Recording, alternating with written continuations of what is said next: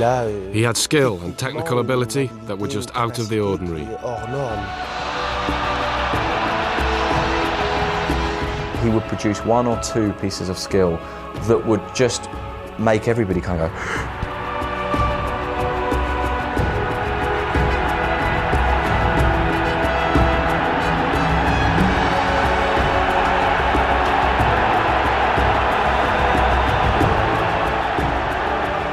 I think all lovers of football, and not just Real Madrid fans, enjoyed that goal.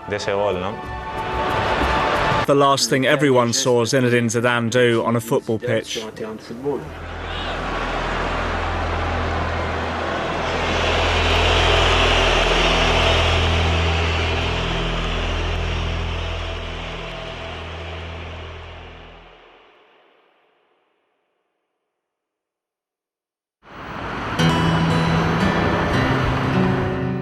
Zinedine Zidane was born and brought up here in the underprivileged Marseille suburb of La Castellane, which is home to mostly first and second generation immigrants.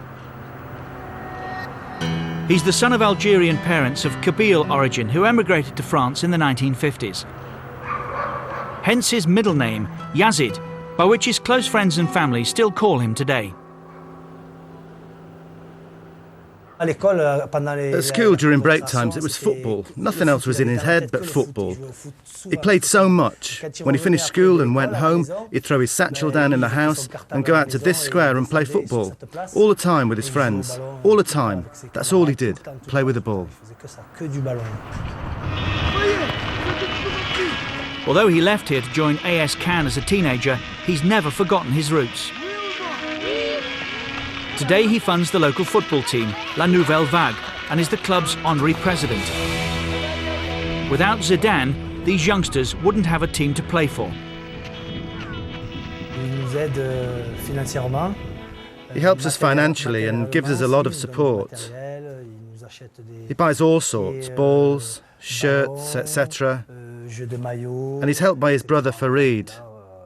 And with him, he's responsible for everything at the club. He joined the French side AS Cannes after being spotted by their scout, the late Jean Varot, the man who Zidane regards as the biggest influence on his career. He made his first team debut aged just 17, and those who played with him at the time remember his exceptional raw talent. At 18, he wasn't the great Zidane. No.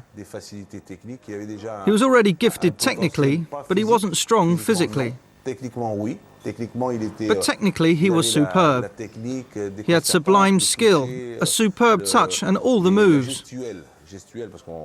On a technical level, he was much more advanced than the rest of the team. The French city of Bordeaux is better known for its fine wines than its football team. And that was his next destination in his rise to the top. There, Zizou didn't fully mature into the superstar he eventually became, but his quality in a better side shone through. Although he failed to help the club win any silverware during his career there, he was voted Ligue 1's best player in '96. As technical coach, Pierrot Labat played a major part in Zidane's development at Bordeaux. Zizou is the biggest success of Labat's long coaching career, which includes Zidane's former Bordeaux teammates Christophe Dugarry and Vicente Lizarazu, who also formed part of France's World Cup winning team in 1998. Labat recalls his first impressions of Zidane back in 1993. Because he was a player who appeared introvert. In fact, he doubted himself. I attempted to instill confidence into him. It was one of the first time in fact, that I applied psychology in order to provide him with the self-belief that allowed him to produce his full potential.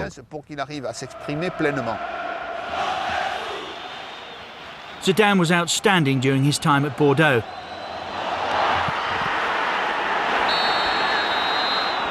It became inevitable that he'd move on to bigger things. I was really convinced that he was going to get where he did. It wasn't possible for me to think any other way. He had everything: technique, mental strength. He was level-headed and possessed the ability to question things in order to improve and to adapt to its rigours. When he went to Juve, it wasn't easy for him. It was a difficult first 6 months. The owner, Agnelli, didn't have a great deal of belief in him, and neither did his teammates. And he played a withdrawn role in the team as a defensive midfielder. Once he inspired the old lady to consecutive Serie A titles in 1997 and 98. He proved the judgment of France's... Michel Platini gave an interview to the Italian press in November '96 and said, "You're going to eat your words. Zidane is a playmaker. Take another look, believe in him and watch him change." And he did change at Juve, when everyone eventually put faith in him. Immediately after that second Scudetto, Zidane represented his country at the World Cup for the first time. France was the host nation, and the last time they held a major tournament, they won it. Platini inspiring them to the title at the 1984 European Championship.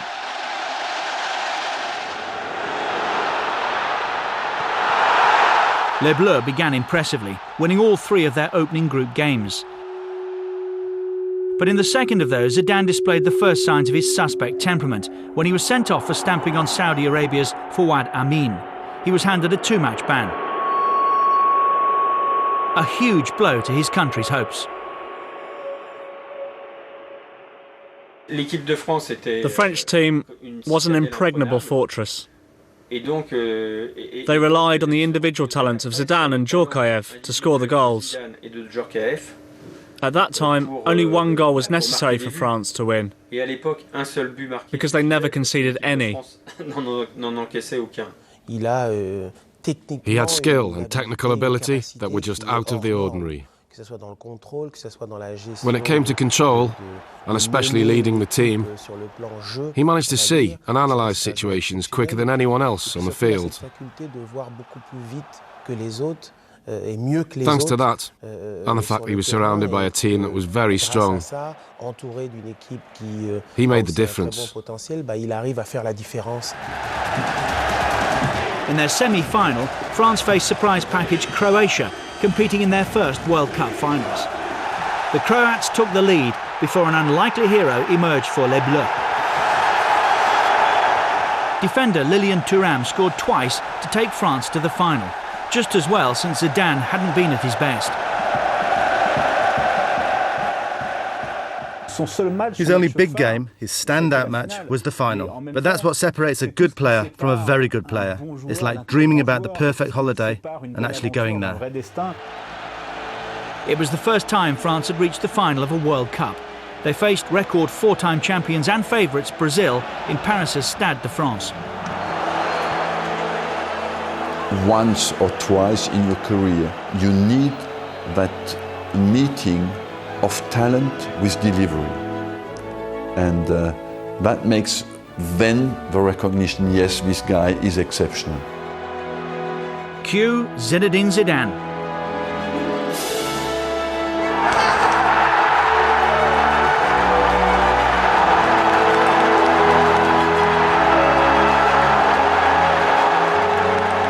That is then the marriage of art with mental strength. And Zidane delivered on 98 in the final. Another rare Zidane header made it 2-0 just before half-time.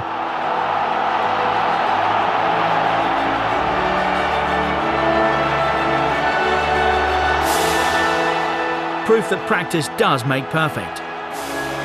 He had the touch of a genius, but he always told me, "I'm not good with my head."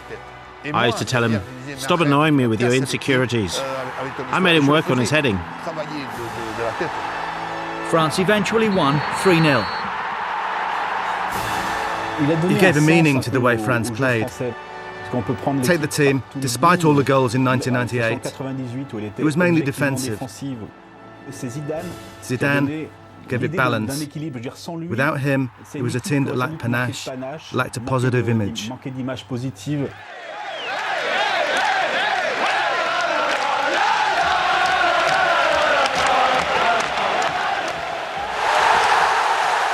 The nation celebrated like never before. For us, the French, it was something extraordinary.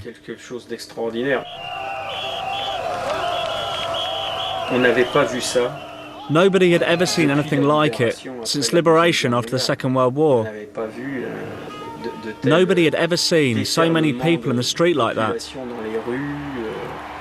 What's more, we'd never seen the people virtually as one, together.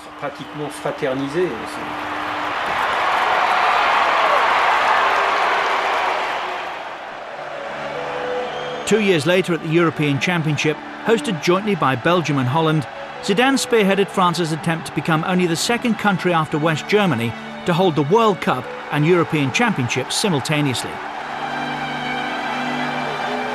It was as if in '98 France had reached the top of the mountain, and then they stayed there until 2000. And Zidane made all that happen. It was as though the French team still had a few metres left to climb to the top, but Zidane climbed those few metres for them, and his teammates followed. France needed their mountaineering expertise again when Nuno Gomes gave Portugal the... Thierry Henry equalised early in the second half. No further goals meant extra time, and France were awarded a penalty in the dying minutes. Zidane scored what was a golden goal. France were on the brink of conquering Europe for the first time since 1984. He was the leader just like Platini was in the 80s. Zidane was the leader of his generation. He was inspirational because he became the best player in the world. He was irreplaceable. Rotterdam's De Kuip Stadium hosted the final against Italy.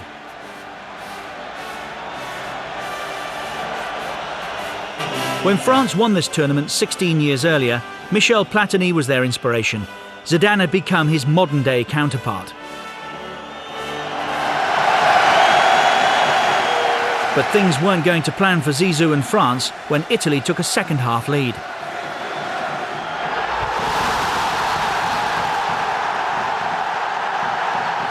Then, deep in injury time, Sylvain Wiltord scored a dramatic equaliser. Player of the Tournament award was fully deserved.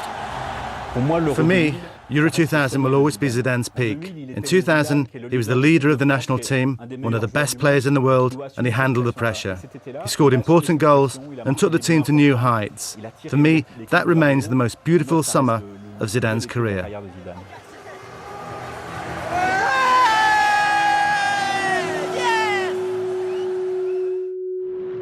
However, at club level, his demons were still in evidence. In a Champions League game for Juventus at home to Hamburg, Zidane was sent off for his headbutt on Jochen Kienz.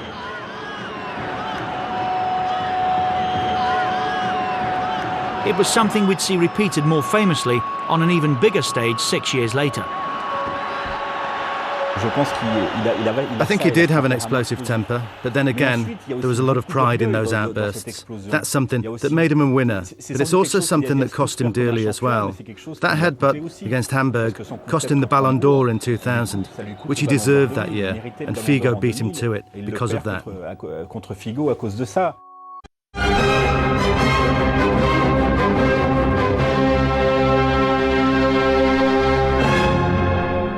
The following year, Zidane left Juventus to sign for the Spanish giants Real Madrid for a then world record fee of €76 million. He spearheaded President Florentino Perez's Galacticos policy, signing big-name players for big money to create a very marketable super team that would sweep all before it. Bizarrely, Zidane's career at the Bernabeu began at a meal table in Monaco. Perez realised that he couldn't talk to Zidane directly. There was too many people there, it was impossible to get to him. So he took a napkin and he wrote, "Do you want to play for Real Madrid?" on it, folded the napkin up, and the napkin went round the table, got to Zidane. Zidane opened it, and in English, yes, the napkin went back. In his first season. In the final held in Glasgow, they faced the German side Bayer Leverkusen. Raúl gave the Spanish champions the lead, but Lucio soon equalised for the Germans. I scored, but everyone will remember Zidane's great goal.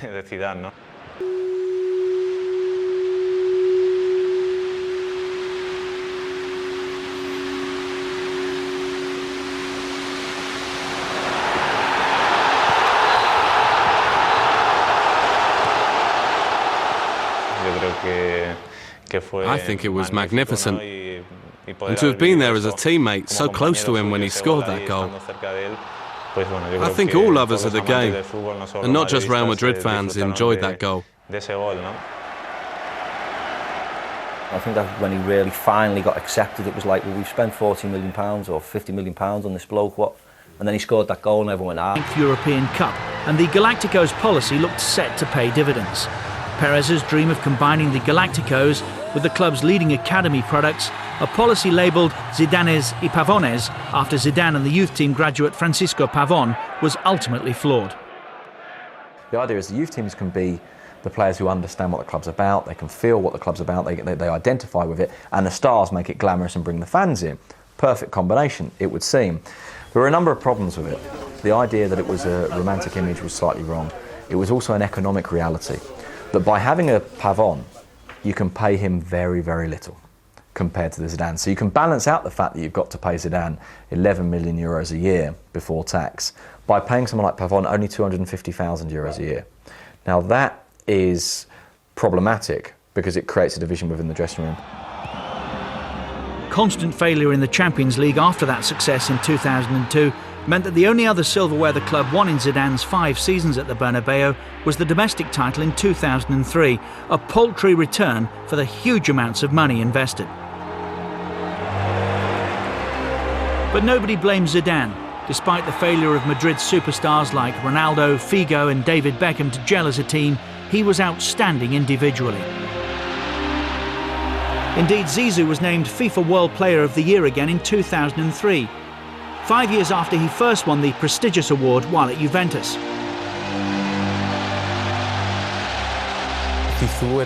Zizou was a delight for the world. When you had the ball, you gave it to him. And you knew something was going to happen, because I think he was so far ahead of other players. He saw everything so easily and did everything so easily. As both world and European champions, France went into the 2002 World Cup as many people's favourites to retain their crown. But Zidane suffered a thigh injury in a friendly against Korea just 5 days before France's opening match against Senegal. That forced him to miss that match, which was also the tournament opener. Zidane tried to hide his disappointment, but the smile was soon to disappear. Papa Bouba Diop's first half goal gave the Africans a shock 1-0 win. Without their inspirational talisman, Les Bleus looked a shadow of their former selves.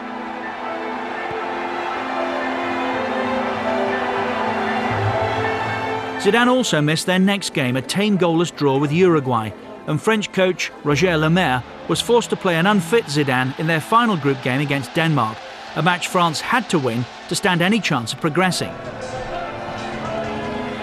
With his thigh heavily bandaged, Zidane was far from his best, and France were a spent force. They lost 2-0 and went home in embarrassment, having failed to score in any of their 3 games, and with the worst record of any previous World Cup winner.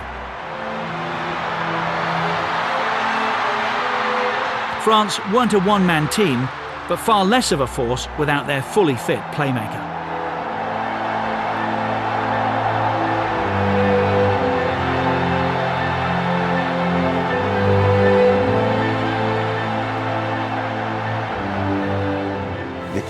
The French national team were World Cup holders and European champions, and had players at leading club sides. That meant their opponents faced them with something of a fear factor. Zidane contributed a lot in that respect.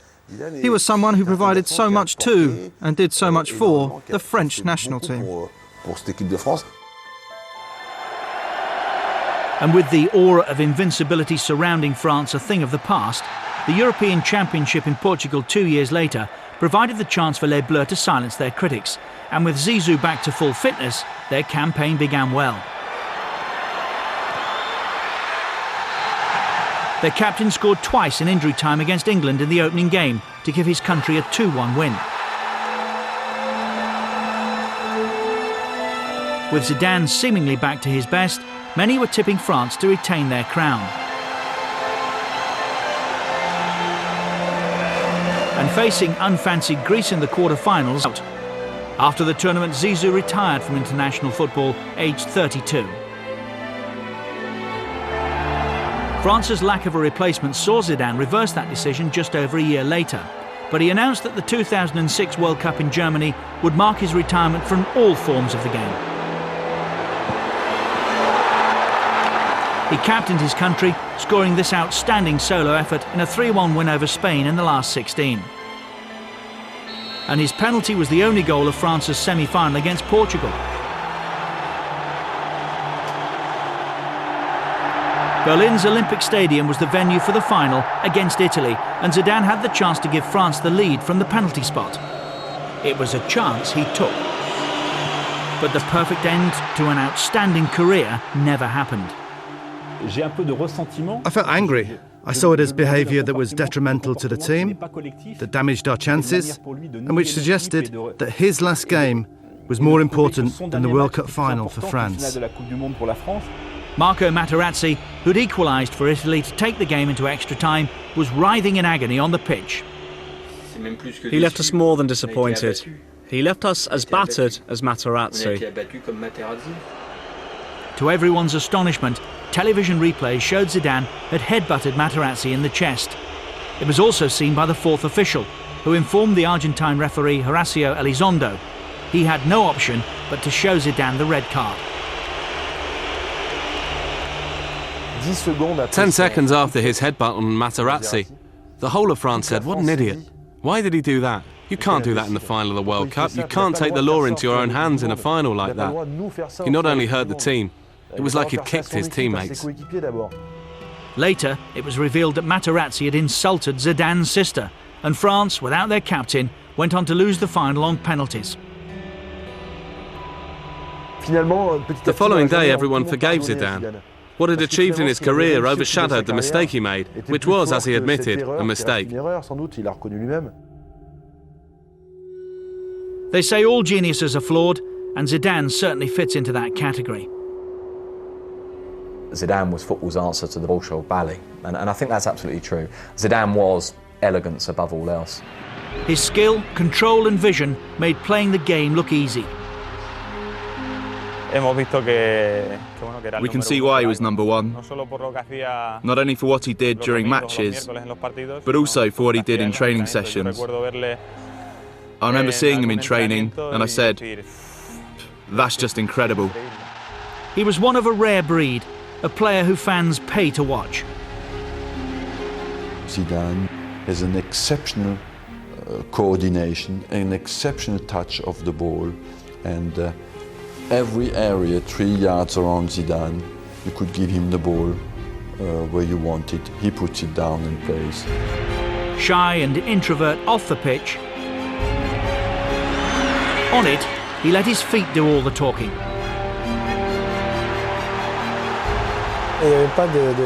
There was no chance of truly finding a way of stopping him. There was no secret against Zidane. Merci beaucoup for the memories, Zizou.